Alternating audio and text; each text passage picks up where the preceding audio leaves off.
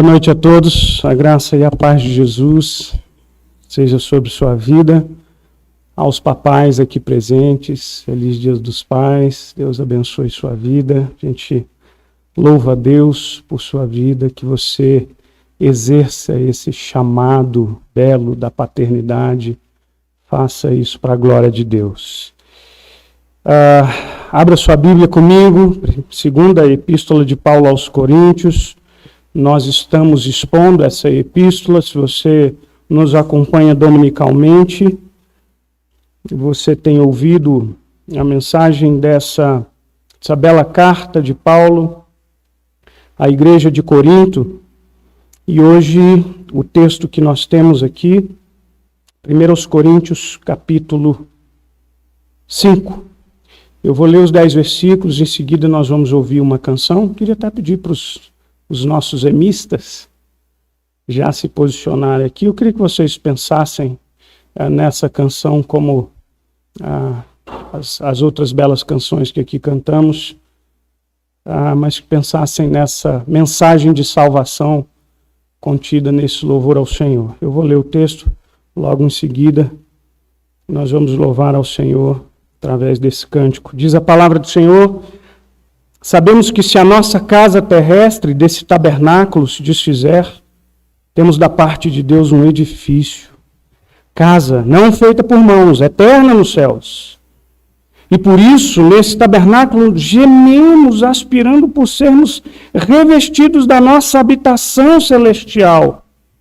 Se todavia fomos encontrados vestidos e não nus, pois, na verdade, os que estamos neste tabernáculo, gememos angustiados não porque queremos ser despidos, mas revestidos, para que o mortal seja absorvido pela vida. Ora, foi o próprio Deus quem nos preparou para isto, outorgando-nos o penhor do Espírito. Temos, portanto, sempre bom ânimo, sabendo que enquanto no corpo estamos ausentes do Senhor, visto que andamos por fé, não pelo que vemos. Entretanto, estamos em plena confiança, preferindo deixar o corpo e habitar com o Senhor. É por isso que também nos esforçamos, quer presentes, quer ausentes, para lhe sermos agradáveis. Porque importa que todos nós compareçamos perante o tribunal de Cristo, para que cada um receba segundo o bem ou o mal que tiver feito por meio do corpo.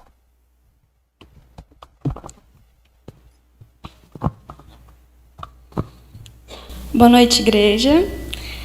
Meu nome é Agnes, eu sou da primeira igreja presbiteriana de Taguatinga e eu fiz parte da M 2013 Perseverança. Boa noite, meu nome é Stephanie, eu faço parte da terceira igreja presbiteriana de Ceilândia, no Distrito Federal, e fiz parte da M 2019, com o nome Esperança. Meu nome é Marcos Vinícius e sou da primeira igreja presbiteriana de Taguatinga e faço parte da M 2021 e 2020. E vamos cantar uma música agora.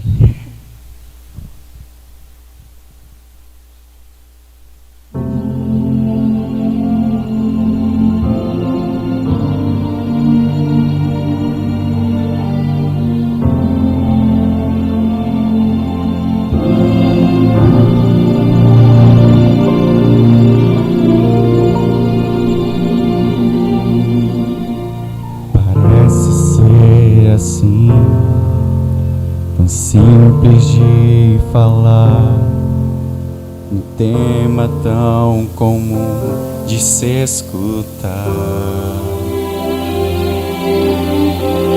Quero te contar do amor de Deus, mas não sei por onde começar.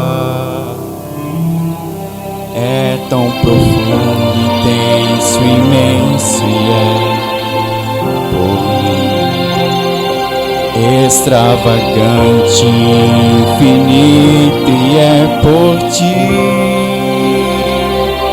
Todo mal que eu fiz não pôde me afastar do amor de Deus por mim pra me salvar. O eterno amor morreu na cruz pra viver completo eternamente em mim. Por amor entrega-se para sofrer, por amor transforma-me num novo ser. Incondicional amor de Deus, louco pra pulsar junto ao teu coração, eu não sei te explicar.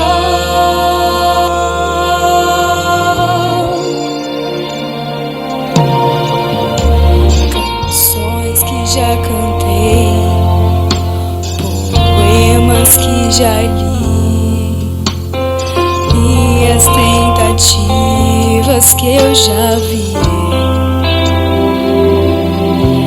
não vão compreender, não sabem descrever o amor que Ele é e tem por mim.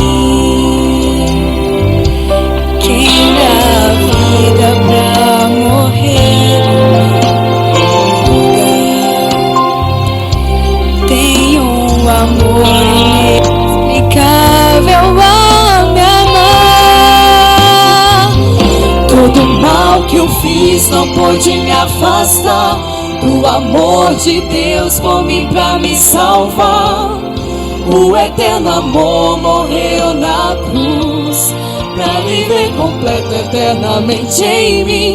Por amor entrega-se para sofrer, por amor transforma-me num novo ser. Incondicional amor de Deus, louco pra pulsar junto ao teu coração, eu não sei te explicar. E de tal maneira teu amor Ele me dá, em salvação em sua luz. Todo mal que eu fiz não pôde me afastar do amor de Deus por mim pra me salvar. O eterno amor morreu na cruz pra viver completo eternamente em mim. Por amor entrega-se para sofrer, por amor transforma-me num novo ser. Incondicional amor de Deus, louco pra pulsar junto ao teu coração, eu não sei te explicar.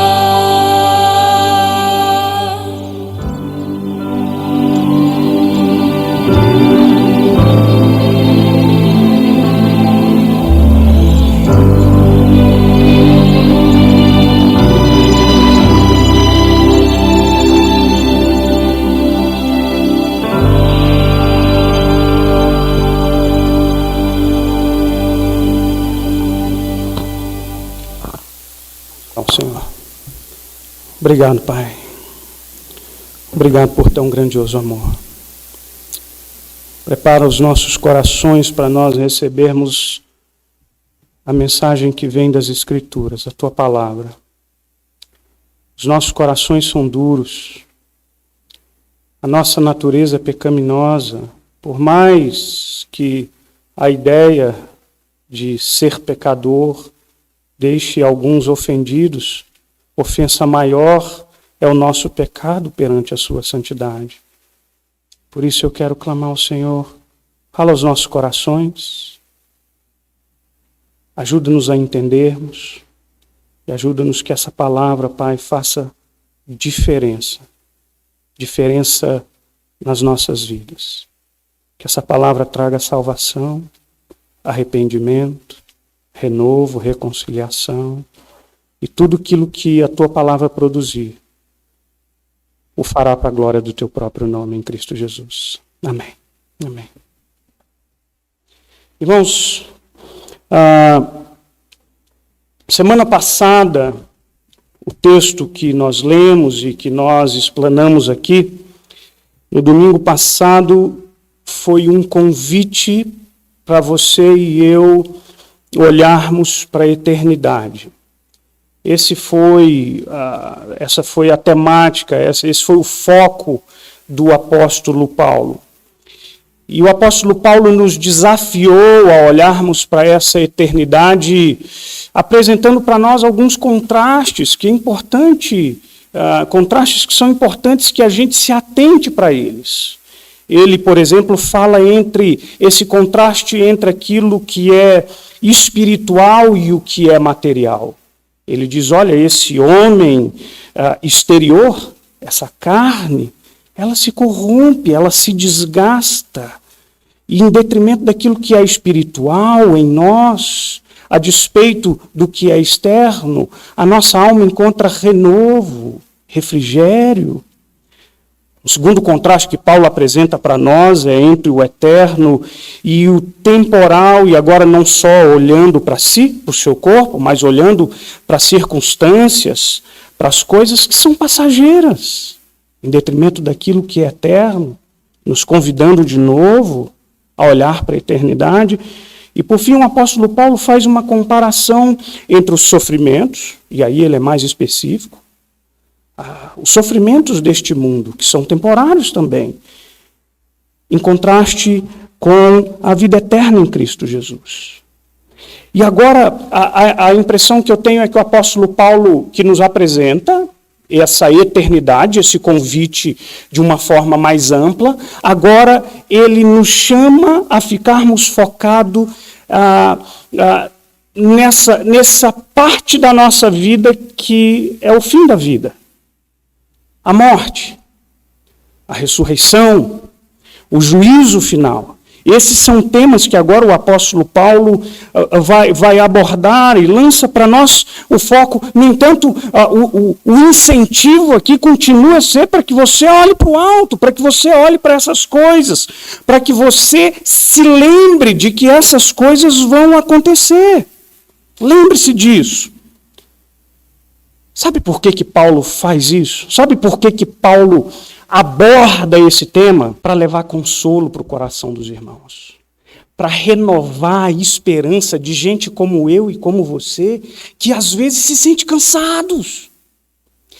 Para impulsionar-nos e incentivarmos a vivermos a vida cristã, sabendo que as coisas deste mundo que nos desgastam, elas são passageiras, mas virá um tempo que tudo isso passará.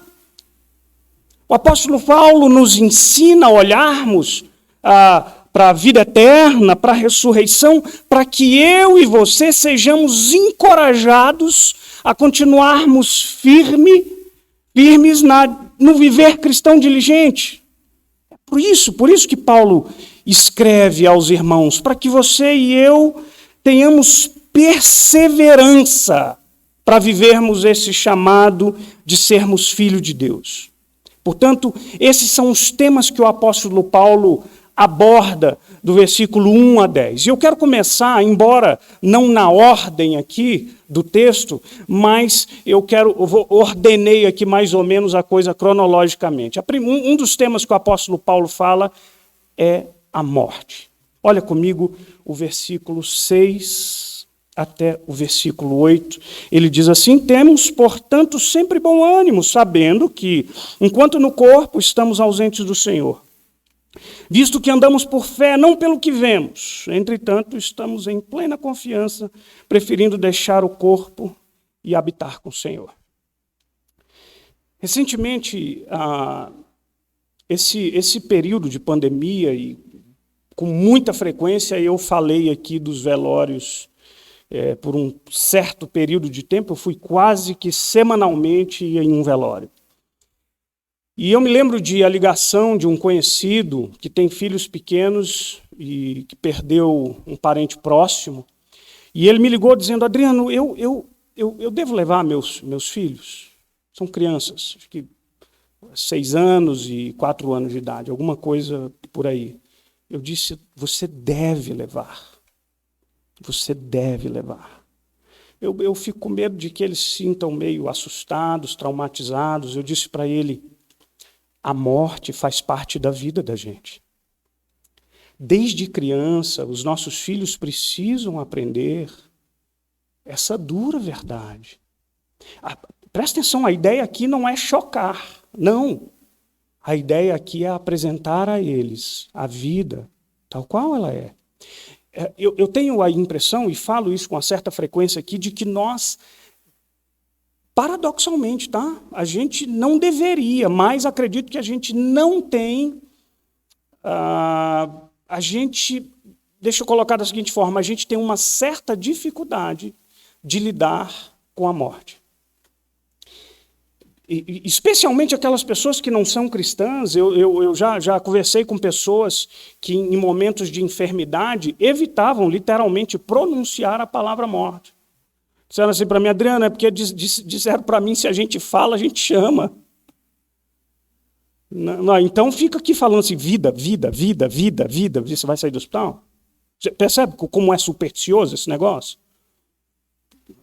Não cabe a você determinar a sua vida ou a sua morte. O Senhor, todos os seus dias estão escritos e determinados, é o que diz o salmista. Mas o que eu quero chamar a sua atenção é para o fato de que a gente olha para a morte, a gente encara para a morte, a gente olha para ela com medo.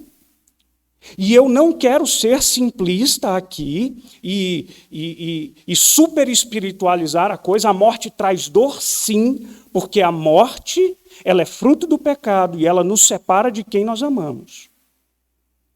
Mas aqueles que estão em Cristo Jesus não devem temê-la. E o apóstolo Paulo mostra isso. Ele diz que, aliás, ele usa algumas figuras de linguagem para falar da morte. No versículo 3, logo no versículo 2, o apóstolo Paulo fala dessa expectativa. Há uma expectativa, nossa alma, de alguma forma, ela geme, ela espera pelo dia da ressurreição. E aí o apóstolo Paulo, no versículo 3, ele usa a metáfora de estar vestido e não nu. E aqui ele está falando de estar vivo ou estar morto, vestido do corpo terrestre. E nu seria estar despido desse corpo terrestre.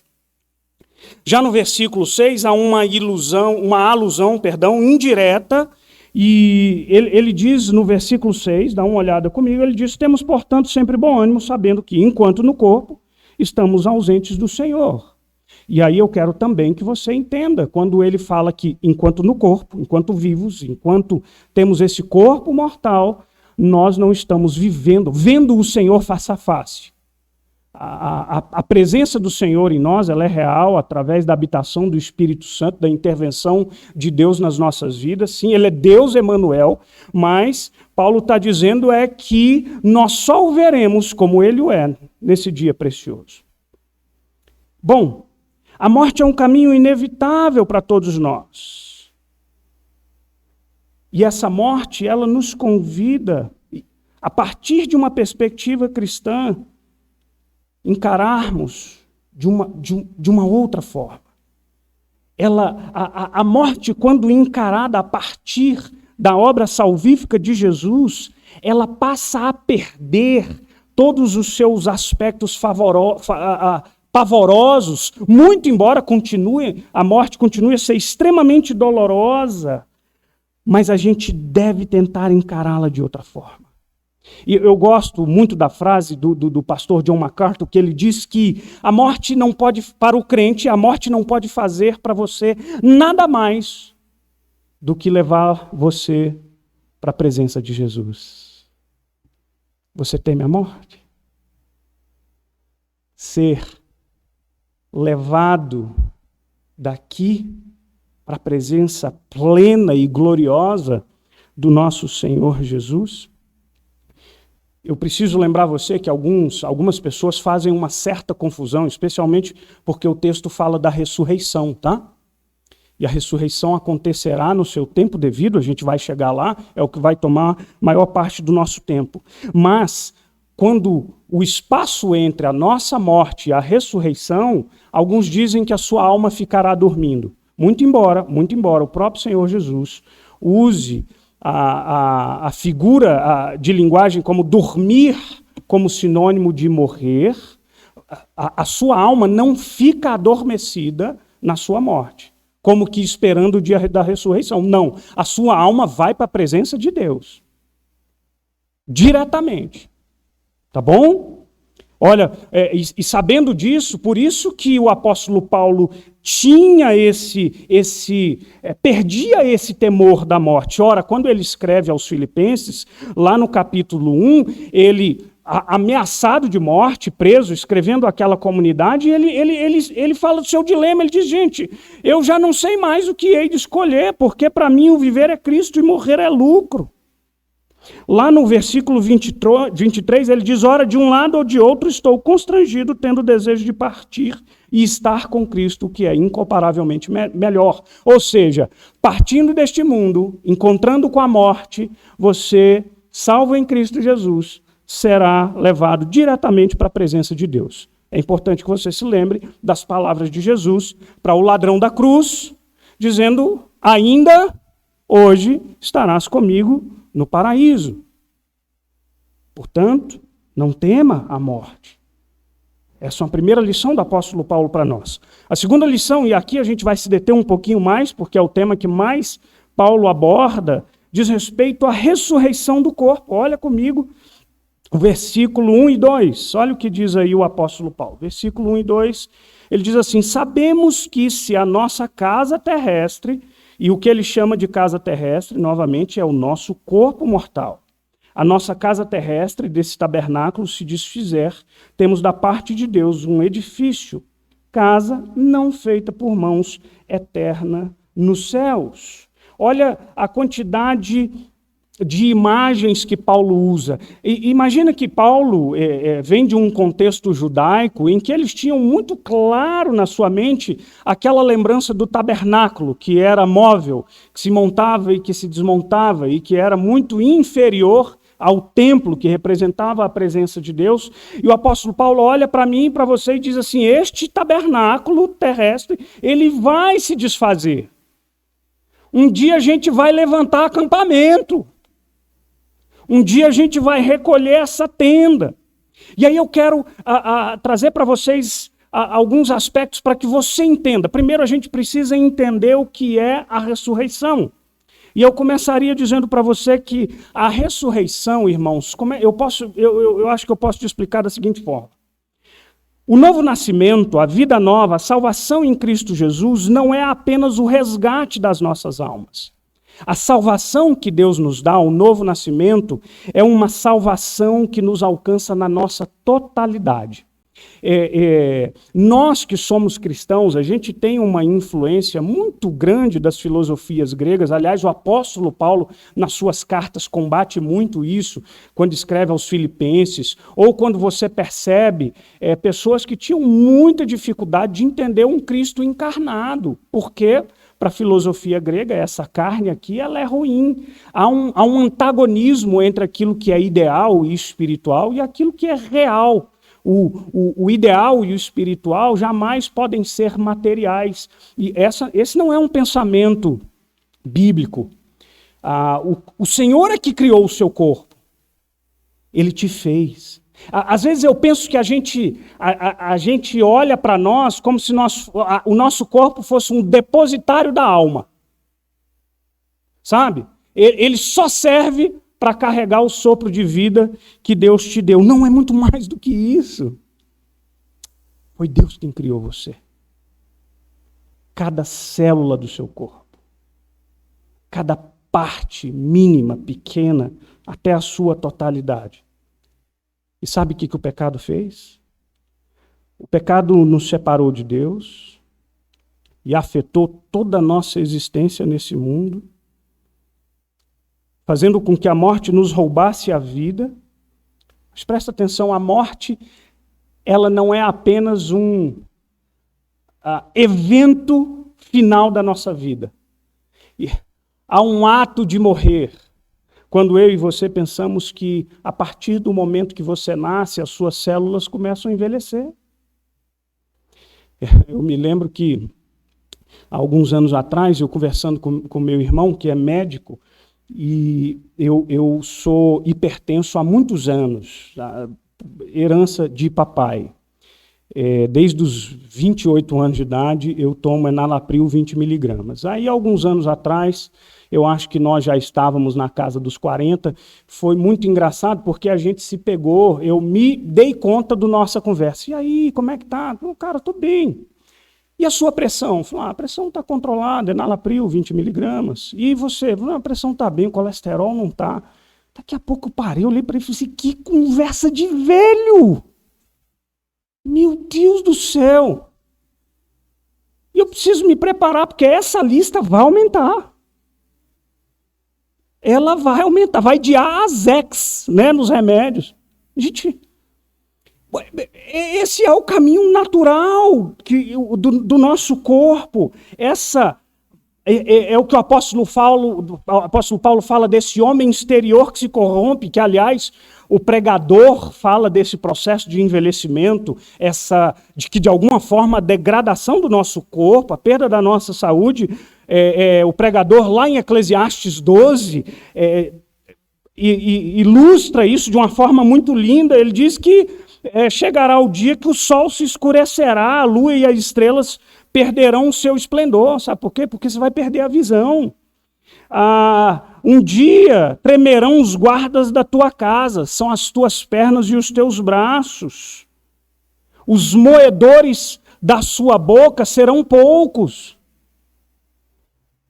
Eu padeço de uma condição, eu tenho uma retração de gengiva, é um problema genético que eu tenho, e perda de massa óssea. Eu já tenho que fazer a poupança para o implante, gente. Vai acontecer, é fato. Louvado seja Deus pela tecnologia. Ou aderir ao Corega Tabs. Não tem caminho, não tem fuga. Os moedores vão embora. Olha o que diz o pregador. Ele diz que todas as harmonias, filhas da música, te diminuírem, perder a audição. Quando um mísero gafanhoto for um peso, você perderá apetite. E aí ele termina, quando romper o fio de prata, e se despedaçar o copo de ouro, e quebrar o cântaro junto à fonte, e se desfazer a roda junto ao poço, e um dia o pó voltará à terra, e o espírito a Deus. Você já viu uma exumação de um corpo? Ou você já foi em um sepultamento em que o sepulcro estava sendo reutilizado? Eu já vi. Não quero assustar as crianças. Eles vão lá e abrem. E, obviamente, isso tem um prazo determinado, acho que tem um tempo mínimo. Não me lembro, o senhor Davi é legista. 5 anos? Não me lembro. Ninguém quer saber dessas contas, né? Você tem um tempo mínimo que você pode. Gente, sobra nada. Ficou ali um cabelinho, os ossos. Aí sabe o que faz? Recolhe numa caixinha. O pó voltou ao pó. Mas deixa eu dizer uma coisa para você. Um dia, esse seu corpo que voltou para o pó, do pó sairá novamente, refeito, perfeitamente remodelado pelas mãos do Criador, sublimemente renascido e impecavelmente reconstruído, porque o mortal será absorvido pela vida e você levantará ressurreto. Que coisa maravilhosa, eu aguardo por esse dia. Eu acho que eu vou ficar uma belezura. Sabe que é inevitável, vira e mexe, eu falo da experiência da perda da minha mãe, porque ainda é recente. Minha mãe ficou internada 7 semanas no hospital e aos poucos eu vi aquele corpo morrer, degradar-se.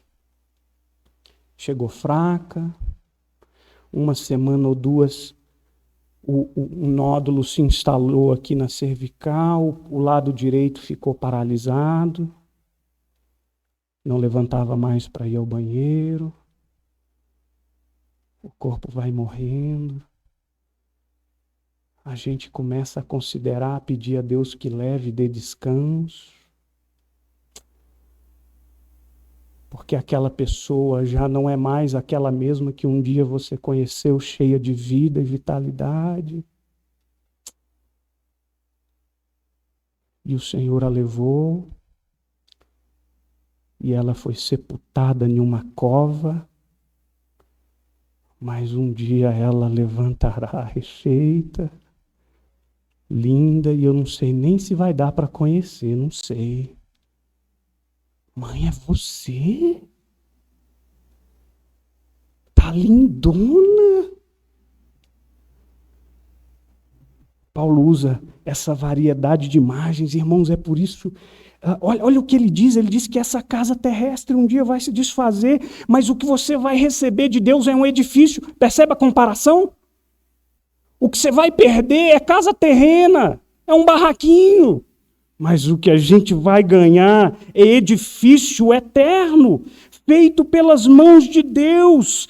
E a ressurreição é o ato definitivo da nossa redenção. E nos dará um corpo ressurreto, renascido sem pecado. Se você quiser entender bem isso, depois você dá uma lida lá na primeira epístola de Paulo, no capítulo 15, ele usa muito essa imagem. Semeia-se corpo na corrupção e ressuscita na incorrupção. Semeia-se desonra, ressuscita em glória. Semeia-se em fraqueza, ressuscita-se em poder. Semeia corpo natural, ressuscita corpo espiritual.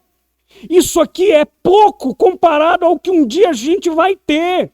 Porque a salvação veio para resgatar tudo, absolutamente tudo aquilo que o pecado um dia afetou. Louvado seja Deus por isso. E um dia a gente vai poder dizer: morte, cadê o teu aguilhão? Cadê o seu ferrão, o seu veneno? Onde está, ó morte, a tua vitória? A gente um dia vai poder tripudiar dela.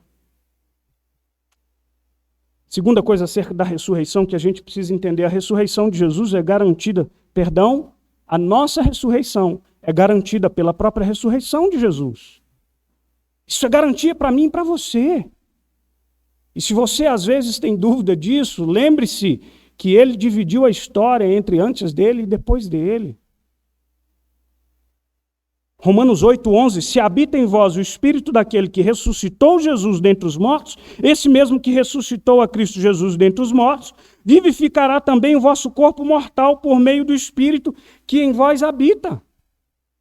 Sua ressurreição está garantida não por causa da sua fé, mas por aquele que morreu e ressuscitou, e venceu a morte, e concedeu a mim e você a mesma vitória. Acerca da ressurreição ainda, 3, você precisa entender. A ressurreição dos mortos acontecerá na volta de Cristo e no dia do juízo final. Portanto, se você partir antes dessa volta, você vai sim experimentar a ressurreição, mas você desfrutará antes da ressurreição, já a sua alma desfrutará da gloriosa presença de Cristo. O apóstolo Paulo também fala isso, lá em Filipenses 3, 20 e 21. Pois a nossa pátria está nos céus, de onde também nós aguardamos o Salvador, o Senhor Jesus Cristo, o qual transformará o nosso corpo de humilhação para ser igual ao corpo da sua glória, segundo a eficácia do poder que ele tem até subordinar a si todas as coisas. Um texto ainda mais claro, João 6, 39 e 40, que associa o dia da ressurreição à volta de Cristo. O texto de João diz: e a vontade de quem me enviou é esta, que nenhum se perca de todos que me deu, pelo contrário, eu o ressuscitarei no último dia. Esse é o versículo 39. E o versículo 40 continua: de fato, a vontade do meu Pai é que todo o homem que vir o Filho e nele crer tenha vida eterna, e eu o ressuscitarei no último dia. 1 Tessalonicenses, capítulo 4, versículo 16, porquanto o Senhor mesmo, dada a sua palavra de ordem, ouvida a voz do arcanjo, ressoada a trombeta, descerá dos céus e os mortos em Cristo ressuscitarão primeiro. Mas e aí? O que o fato de que um dia você ressuscitará tem a ver com o dia de hoje? Eu quero fazer algumas aplicações para você aqui. Primeira aplicação para você, prática. Busque, almeje, deseje, aguarde em santa expectativa a ressurreição. Deixa eu tentar ilustrar o que eu quero dizer da seguinte forma. Você já parou para pensar o quanto os nossos corações são persistentemente e constantemente insatisfeitos com alguma coisa? Já parou para pensar? A gente está sempre insatisfeito com alguma coisa. Não é? O coração da gente parece que tem sempre um anseio, por mais que a gente possa desfrutar neste mundo material, há sempre algo que nós ansiamos. Já parou para pensar o porquê? O Dr. Larry Crabb ele diz que Deus plantou na gente o DNA do Éden. Aquele lugar que não havia imperfeições, você foi criado para ele.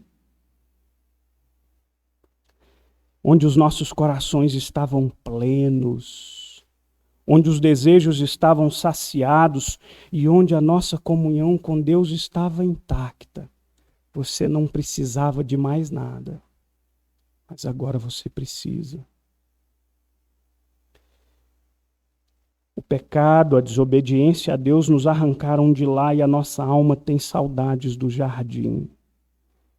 Os nossos corpos gemem pela ressurreição. É o que o apóstolo Paulo diz, que nós de alguma forma estamos angustiados. Há um desejo, há uma santa expectativa e os nossos corpos, ainda que você não esteja atento ou consciente disso, eles estão clamando ressurreição, ressurreição. Agora eu preciso alertar você para que você tome cuidado. O seu coração e o meu, que estão constantemente insatisfeitos, tendem a buscar nas coisas terrenas uma satisfação que somente as coisas celestiais podem dar. Essa é a grande mensagem do livro de Eclesiastes. Essa é a grande mensagem do pregador. Por isso, irmão, cuidado. Nenhum dinheiro nesse mundo, nenhum status, nenhum nível de poder, nenhuma quantidade suficiente de bens será suficiente para dizer para a sua alma, basta. Eu me lembro que quando preguei aqui acerca do dinheiro, fizeram uma entrevista com aquele milionário investidor, um dos homens mais ricos do mundo, Warren Buffett. Disseram, Dr. Warren, quanto dinheiro é suficiente? Ele disse, um pouquinho mais. Não tem jeito. Sabe o que Agostinho de Hipona, o bispo de Hipona, nos disse? Ele disse assim, fizeste-nos para ti, ó Deus, e o nosso coração estará inquieto, enquanto não descansar em ti. Sabe o dia que a sua alma vai estar saciada e satisfeita? O dia que você for abraçado plenamente pelo Pai. Já parou para pensar? Que isso é um incentivo para que eu deseje a eternidade? C.S. Lewis, ele diz umas coisas de um jeito que ninguém diz. Ele chama a minha atenção dizendo, ele olha para esse desejo que a gente tem. Olha o que ele diz. Se eu encontro em mim um desejo que nenhuma experiência desse mundo possa satisfazer, a explicação mais provável é, eu fui feito para um outro mundo. Ele anteriormente havia dito, olha, o bebê que está com fome tem o leite materno, para a sede a gente tem a água, o líquido para saciar. Mas e essa sede que nada no mundo pode matar? Ele diz assim, continua, se nenhum dos meus prazeres terrenos é capaz de satisfazê-los, isso não prova que o universo é uma fraude. Provavelmente os prazeres terrenos não têm o propósito de satisfazê-lo, mas somente de despertá-lo, de sugerir a coisa real. Se for assim, tenho que tomar cuidado para, por um lado, jamais desprezar ou ser ingrato em relação a essas bênçãos terrenas, e, por outro lado, não confundir uma coisa com a outra. Porque todas essas coisas são apenas uma cópia, a miragem. Uma vez eu vi o Rubem Amorese, que é presbítero lá na Igreja Presbiteriana do Planalto, ele ilustrou de uma forma que eu achei maravilhosa. Você imagina o bebê? O bebê ali no útero materno, ele está sendo alimentado. Mas é por via... como é que quando a gente põe o... Como é que quando o paciente é alimentado por via... Como é que chama, gente? Parenteral? O bebê é alimentado assim, é via parenteral, né? Mas o bichinho está lá feliz, aconchegado naquele colchão de água. Você já viu a criança? Você já teve alegria quando a criança começa a gengivinha coçar e aí você faz um churrasco na casa, você corta. Ai, gente, estou salivando. Aquele pedaço de picanha, aí você dá assim na mãozinha do neném e ele leva a boca. Eu fico imaginando ele que... Gente, isso aqui é um sabor celestial. Tipo, em comparação para aquele negócio que chegava e via parenteral. E a primeira vez que ele pegou um sorvete? Se lavou de napolitano. Hoje o que a gente sente é a cópia. Todo o prazer deste mundo apenas são a miragem daquilo que nem olhos viram, nem ouvidos ouviram, e você é capaz de imaginar a gloriosa vida que um dia nós teremos com o Senhor. O apóstolo Paulo fala disso. Nesse tabernáculo, versículo 2, nós gememos, aspirando ser revestidos pela nossa habitação celestial. Se todavia formos encontrados vestidos e não nus, ele está dizendo vestidos, estamos, este corpo, tá, aqui, será ressurreto. Pois, na verdade, versículo 4, os que estamos neste tabernáculo gememos angustiados, não porque queremos ser despidos, não é porque a gente fica desejando morrer, mas é porque a gente fica desejando algo mais. Diz então o apóstolo Paulo, para que o mortal seja absorvido pela vida. É isso que a gente deseja, não é a morte, a gente deseja mais vida, a vida plena. Minha segunda lição prática, a primeira é: almeje, deseje, tenha santa expectativa sobre a ressurreição. Segundo, persevere até a ressurreição. Irmãos queridos, a nossa vida terrena, ela é uma dádiva de Deus, mas ela é marcada por muitos desafios, lutas e dissabores. Não são poucas as vezes que eu e você fraquejamos. E o apóstolo Paulo, versículo 6, ele diz: tem bom ânimo. Tem bom ânimo. A gente sabe que enquanto no corpo estamos ausentes do Senhor, e de novo, entenda que ausente da sua presença plena, mas ele diz: nós andamos por fé. Versículo 7, ele já havia falado isso no texto, no final do capítulo 4, os versículos 16 a 18, que nós falamos na semana passada. Mas ele diz assim: a gente anda por fé. A gente anda guiado não por aquilo que a gente vê, mas por uma promessa que ainda não nos é palpável. E aí no versículo 8, então Paulo reafirma essa santa expectativa, dizendo: entretanto, estamos em plena confiança, preferindo deixar o corpo e habitar no Senhor. Irmãos, nós sabemos que Deus habita em nós através do seu Espírito, mas repito, nosso corpo anseia pela vida mais plena possível. E eu sei que nessa caminhada, nessa luta diária que nós temos, a gente dá uma desanimada. Essa semana eu recebi a mensagem em um grupo de pastores de uma situação trágica e dolorosa. Quarta-feira, dia 4 de agosto, uma tragédia abateu uma família crente lá de Vila Velha, no Espírito Santo. Dr. Paulo de Oliveira César, um médico muito conhecido na região, 68 anos de idade, a sua esposa Raquel Eringer. Eringer é uma família muito grande na igreja presbiteriana. Eles foram mortos a facadas pelo próprio filho, Guilherme, 22 anos de idade. Meu Deus. Escrevi para um amigo que é pastor lá no Espírito Santo, perguntando acerca dessa informação. Ele confirmou, me mandou uma reportagem de um jornal. O Dr. Paulo César era um homem temente a Deus, conhecedor da palavra, filho de pastor presbiteriano, reverendo Joel César Filho, e dona Carlota. Sua mulher, uma mulher temente ao Senhor. Foi eleito seu primeiro mandato de presbítero na IPB em 1986, na Igreja Presbiteriana de Manhuaçu, cargo que ocupou por alguns anos, depois mudou-se para o Espírito Santo. E agora, nos últimos anos, ele havia sido acompanhado ou ido para uma outra igreja, a Missão Praia da Costa, a igreja que foi aberta pelo pastor Simonton, que também foi pastor presbiteriano.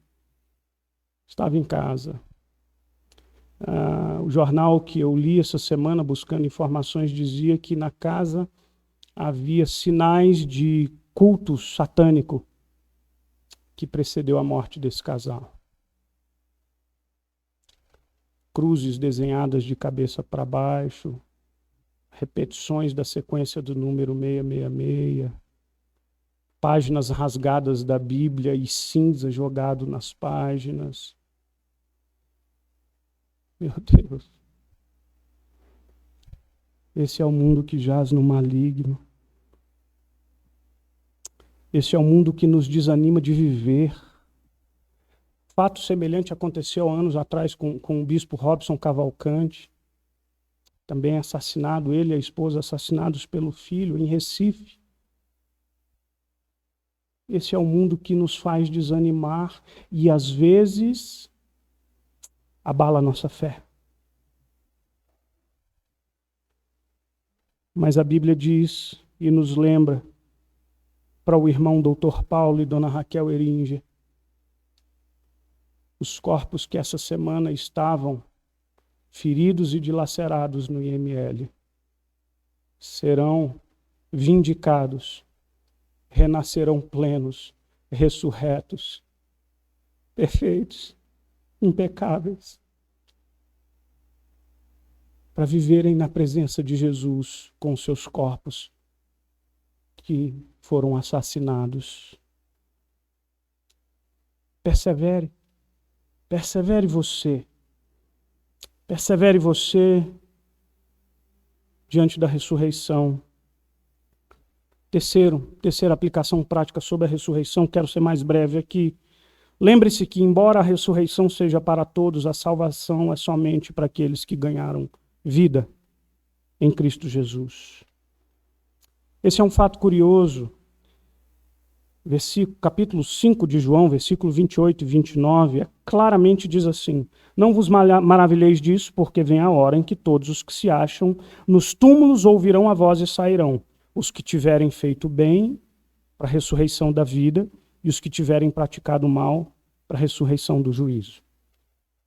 Todos os mortos, todos os corpos ressuscitarão, alguns para a vida eterna, outros para a condenação eterna. E aqui eu preciso chamar a sua atenção para uma coisa muito importante. Em tempos de politicamente correto, irmãos, há uma verdade bíblica que tem sido cada vez mais solenemente ignorada. E a verdade que tem sido ignorada é a verdade de que depois da morte há apenas dois caminhos, duas possibilidades.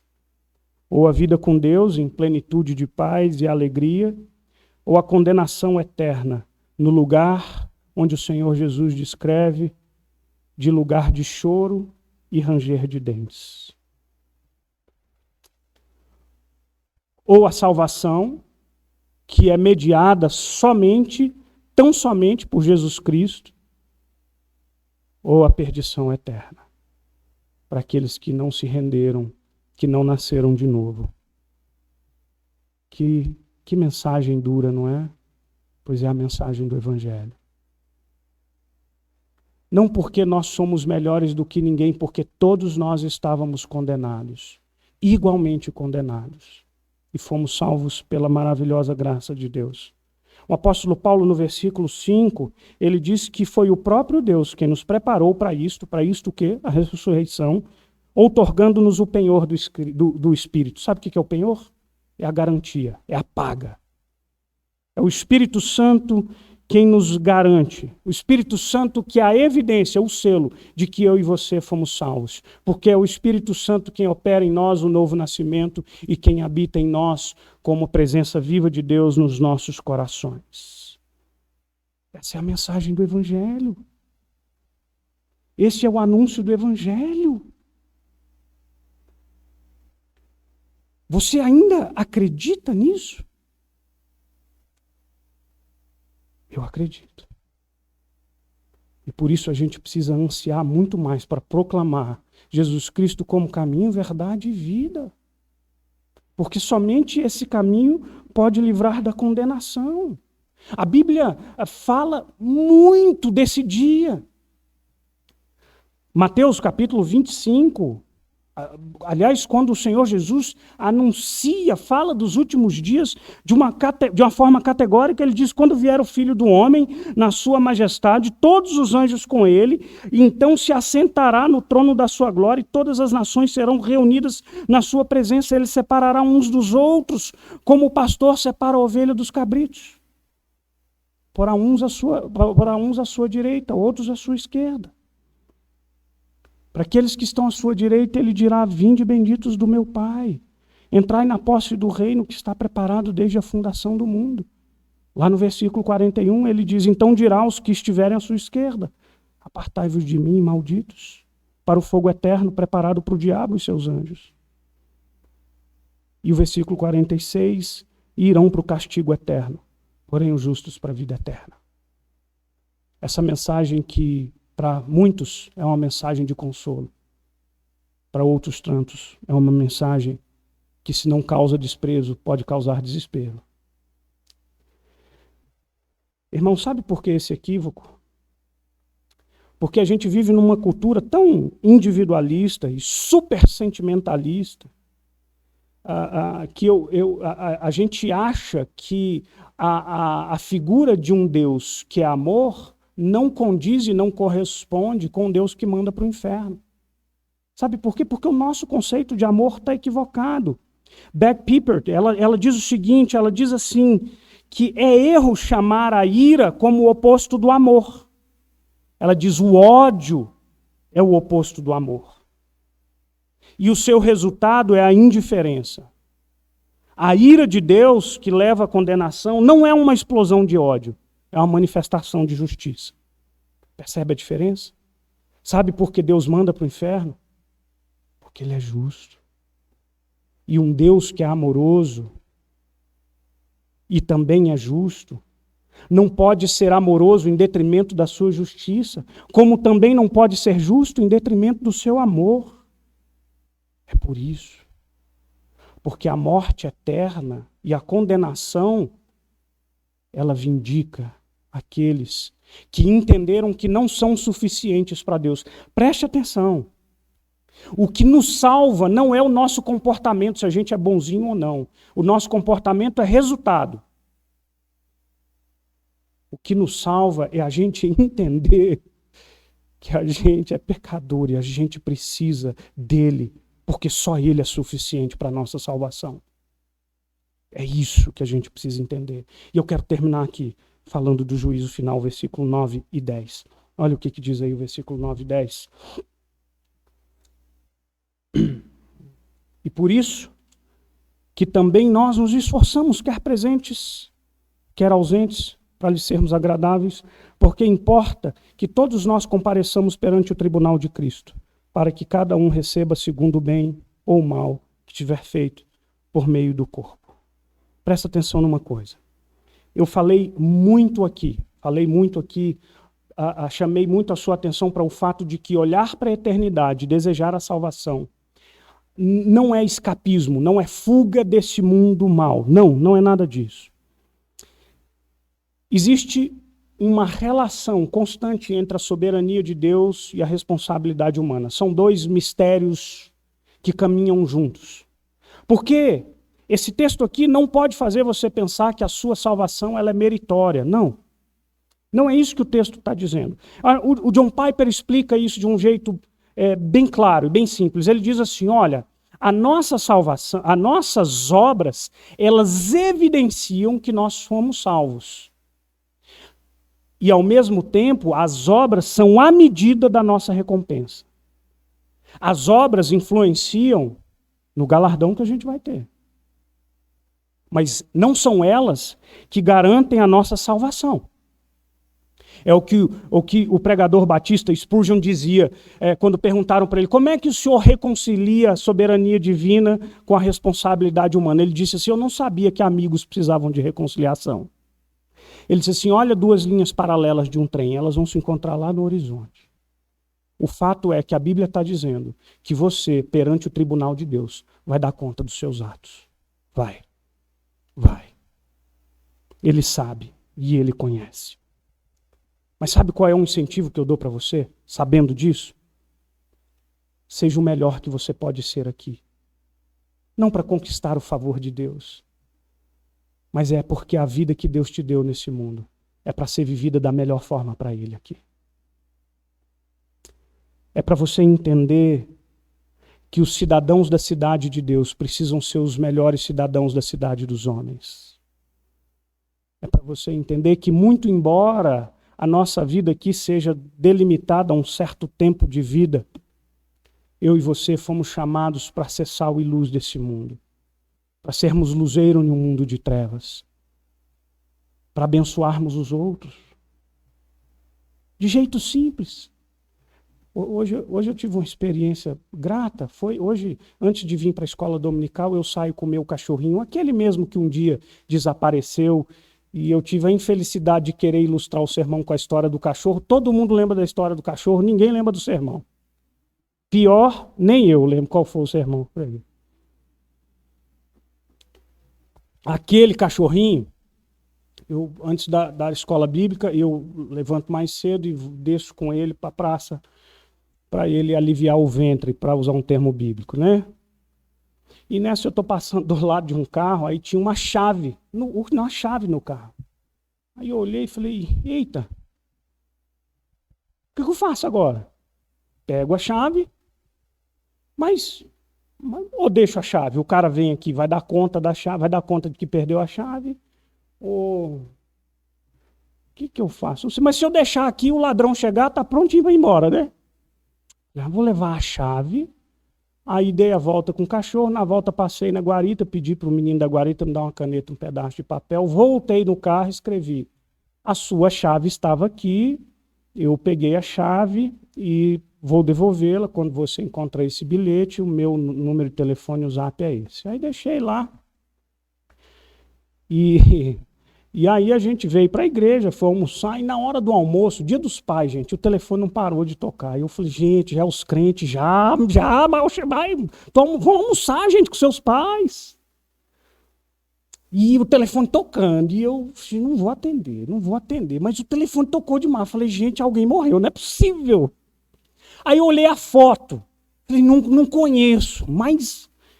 E aí ligou, aí eu lembrei a chave. Aí atendi o telefone.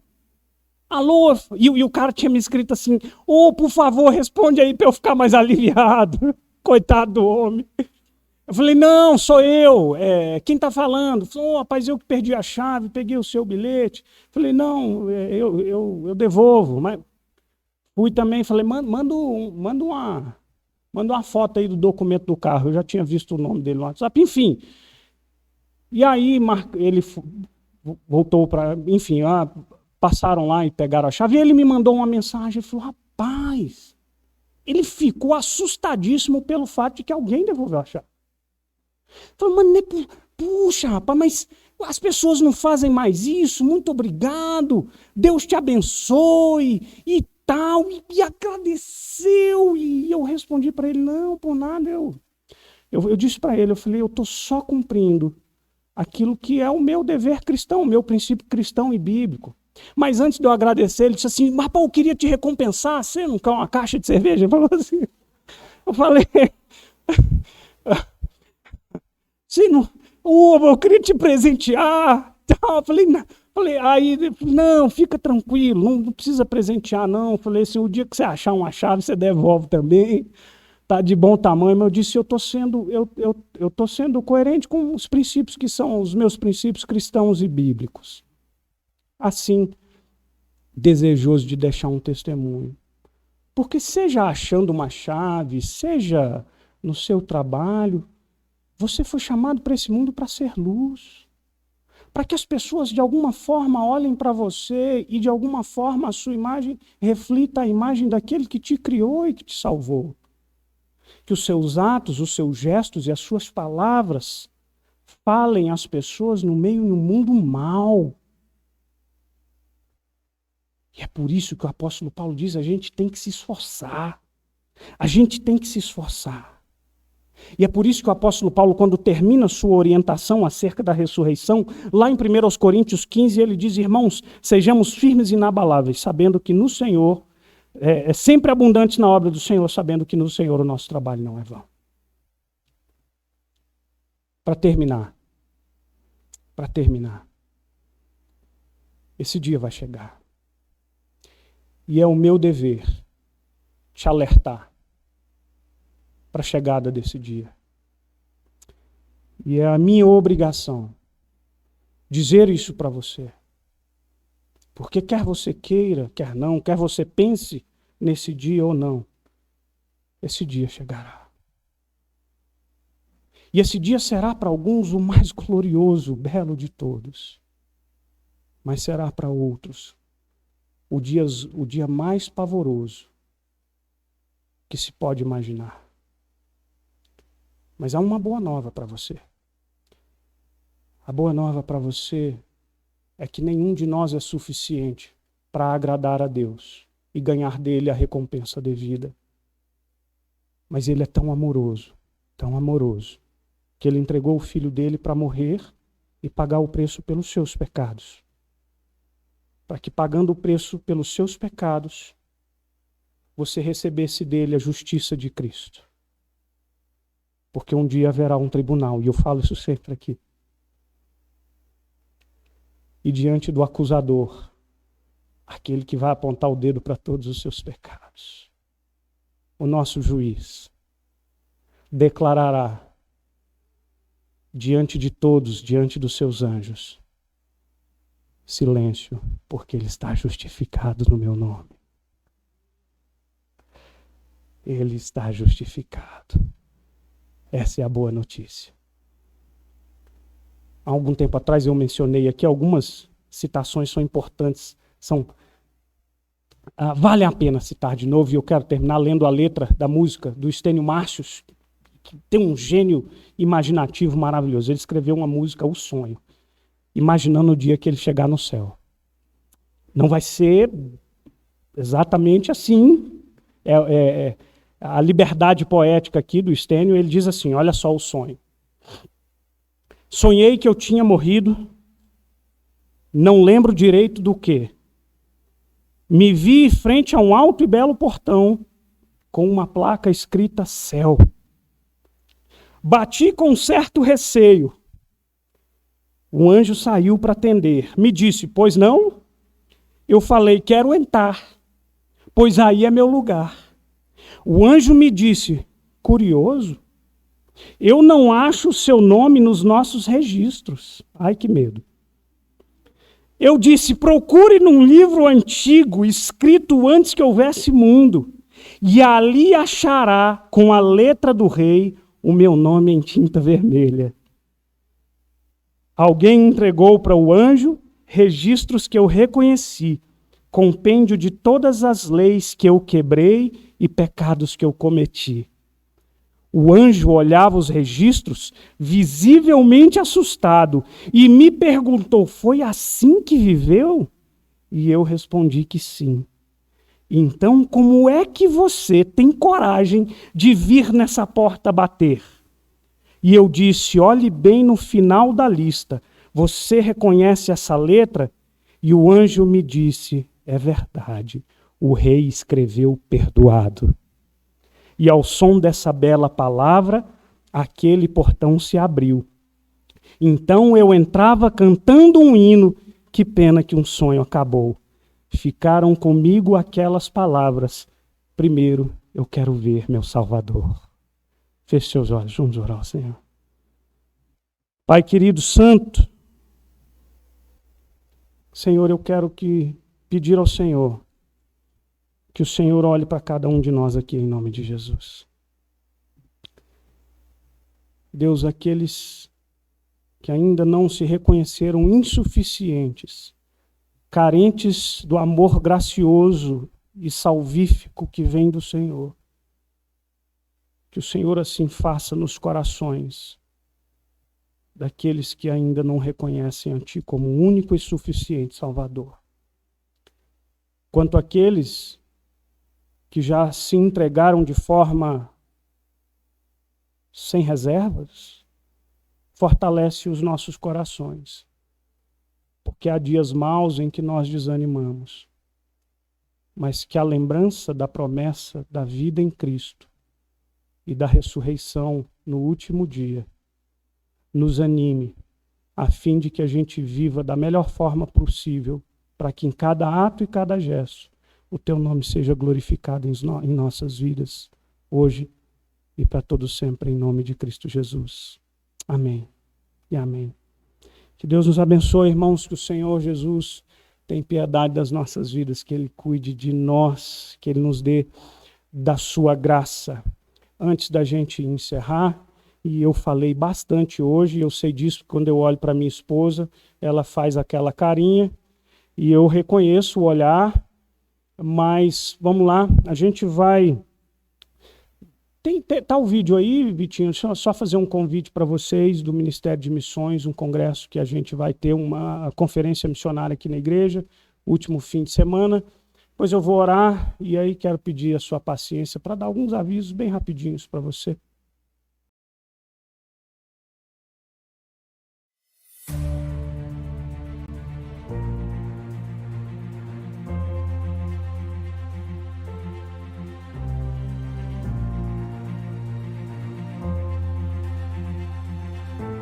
Liderança do Brasil.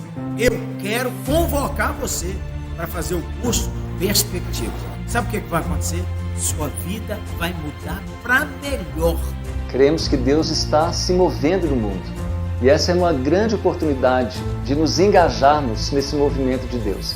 O movimento Perspectivas, ele é sensacional. Ele surge como um instrumento abençoador de capacitação e despertamento. Perspectivas é um movimento internacional e interdenominacional que une cristãos no propósito de pensar e potencializar o seu envolvimento na tarefa de glorificar a Deus entre todos os povos. Olha, realmente não dá para você ficar de fora. O curso Perspectivas tem sido uma bênção para várias pessoas aqui no Brasil. Esse movimento Perspectivas é uma ferramenta muito útil que tem sido colocada à nossa disposição. E pensando como igreja, não pensando numa denominação específica, não pensando numa placa, mas pensando na igreja. E receber a bênção de Deus também. Pai Santo e querido, obrigado pelo privilégio que a gente tem de vir aqui e cultuar ao Senhor. Obrigado porque o Teu amor é tão pleno, e que a Tua salvação é tão completa, que um dia,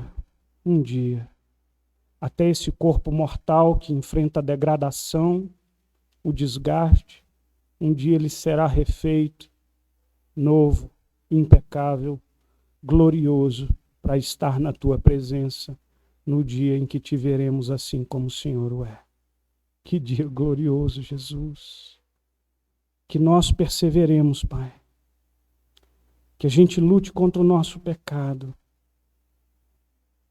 Que a gente lute contra as frustrações e dificuldades da vida. Apoiados na certeza de que nossa ressurreição está garantida pela ressurreição de Teu próprio Filho, Jesus. E que naquele dia, diante do tribunal celestial, nós que Te confessamos perante os homens, sejamos recebidos de braços abertos pelo Senhor, porque já fomos justificados e nenhuma acusação pode se levantar contra aqueles que foram feitos filhos de Deus. Louvado seja o Teu nome. Dá-nos graça e do Teu cuidado. Renova o ânimo do fraco, do trôpego. Muito obrigado por Tua santa palavra, em nome de Jesus. Recebam a bênção, irmãos. Que a graça maravilhosa do nosso Senhor Jesus, que o amor de nosso Deus, que é Pai amoroso, as consolações do Espírito Santo, sejam sobre você, meu irmão, minha irmã, para todo sempre, até aquele dia glorioso que o Senhor vier para nos buscar. Aleluia. Amém.